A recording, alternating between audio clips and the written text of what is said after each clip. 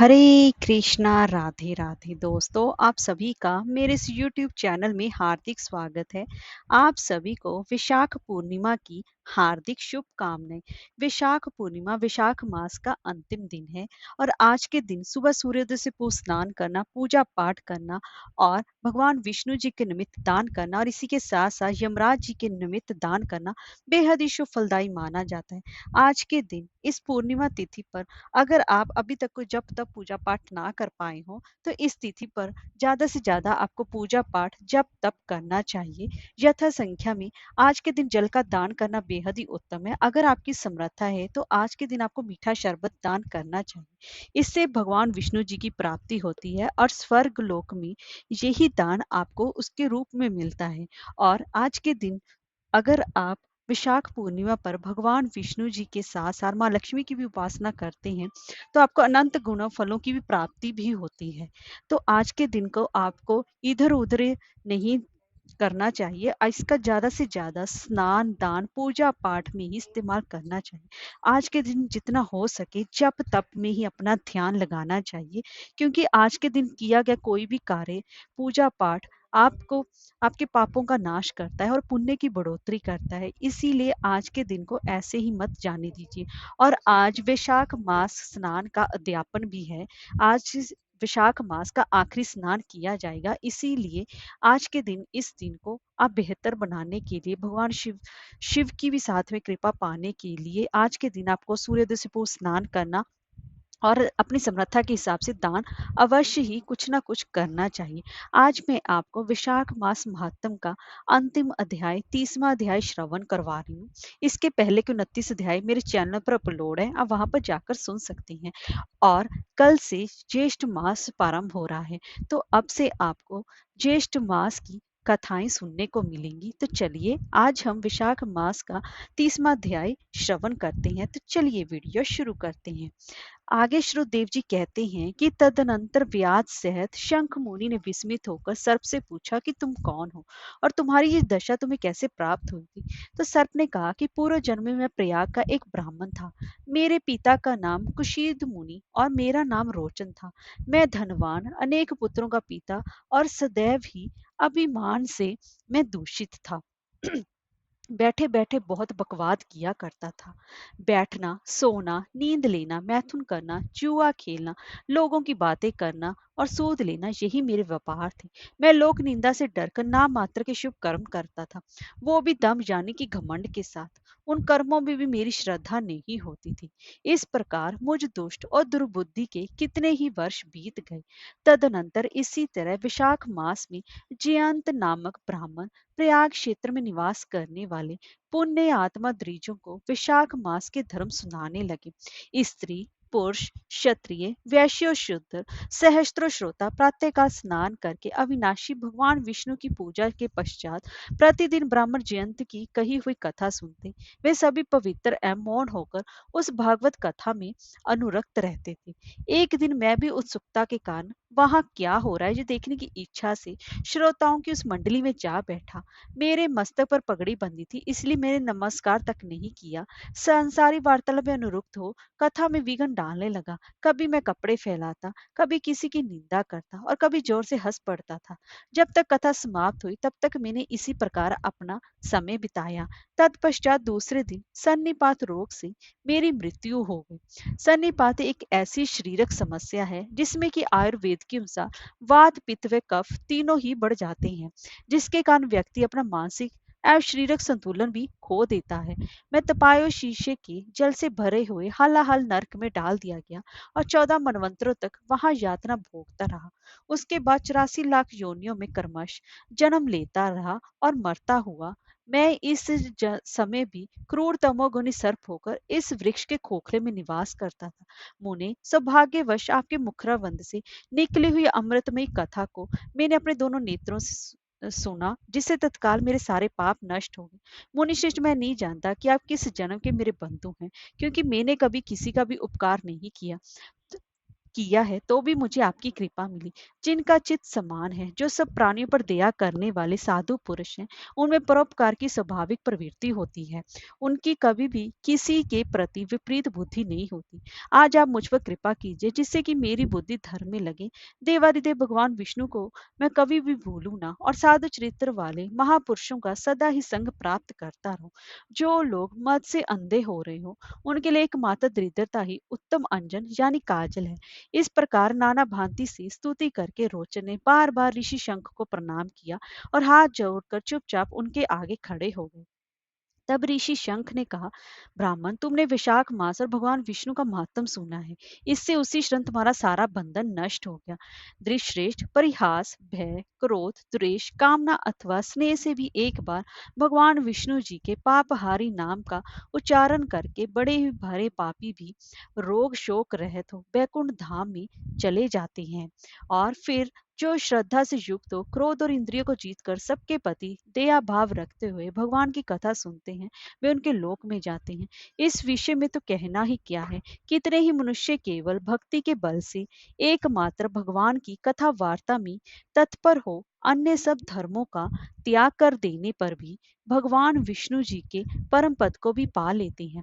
भक्ति से अथवा द्वेष आदि से जो भी कोई भगवान की भक्ति करते हैं, वे भी प्राण हारिणी पूतना की भांति परम पद को प्राप्त होते हैं। सदा महात्मा पुरुषों का संग और उन्हीं के ही विषय में बात करनी चाहिए। रचना शिथिल होने पर भी जिसके प्रत्येक श्लोक में भगवान के ही नाम है, वही वाणी जन समुदाय की मतलब पाप राशि का भी नाश करने वाली होती है, क्योंकि साधु पुरुष उसी को सुनते गाते और कहते हैं।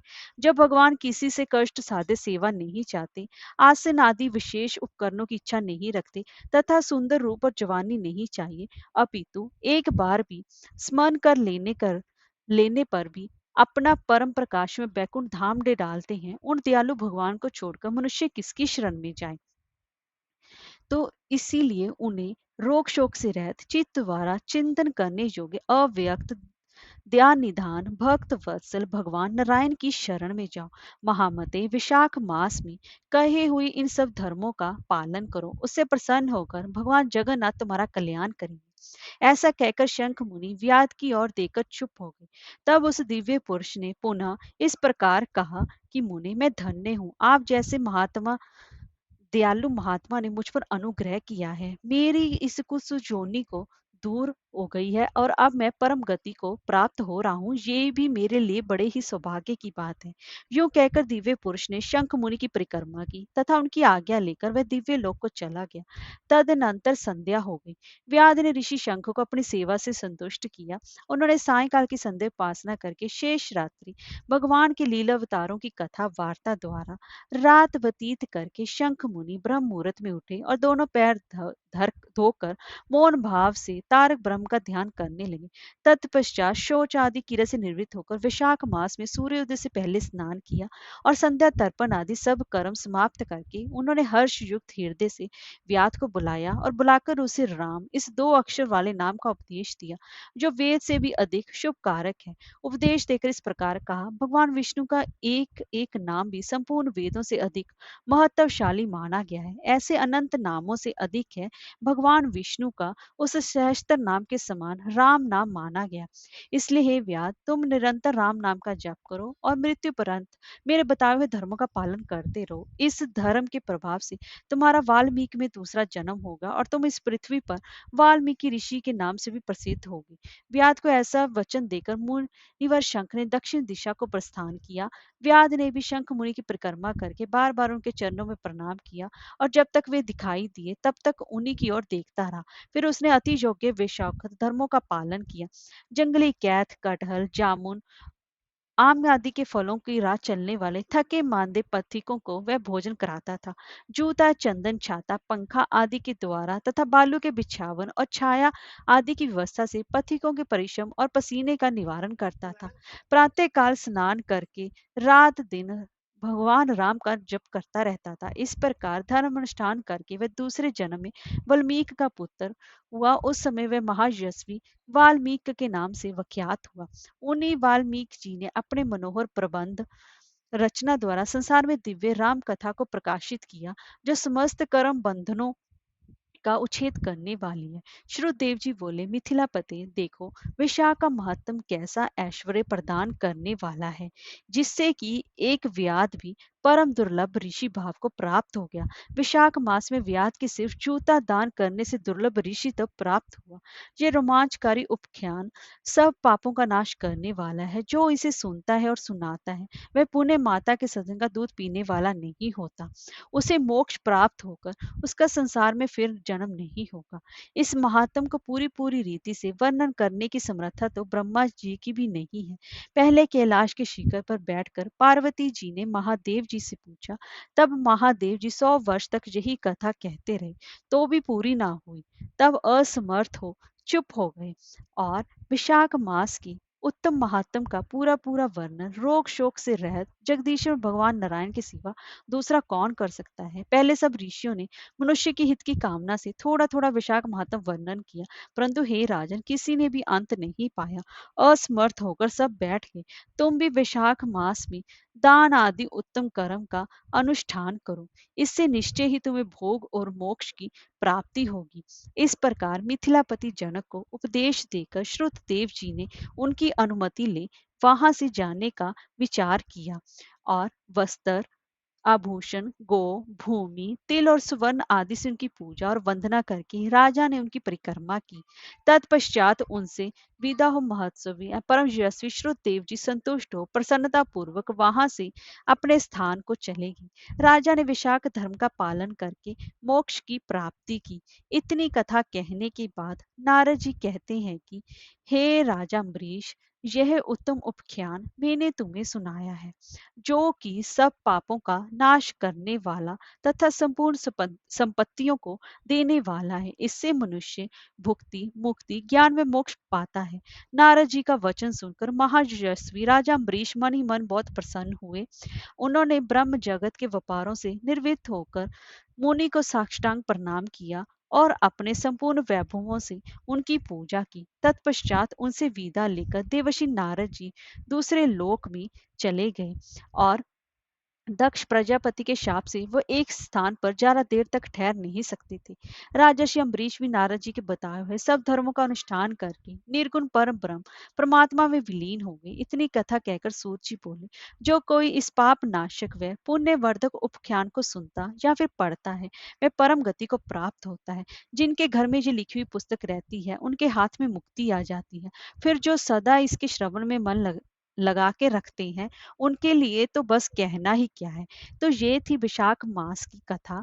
इसीलिए सभी को विशाख मास में भगवान विष्णु जी की प्रीति पाने के लिए, अपनी कृपा पाने के लिए, अपने पापों के नाश के लिए, पुण्य की बढ़ोतरी करने के लिए ज्यादा से ज्यादा स्नान, दान, पूजा पाठ में अपना मन लगाना चाहिए।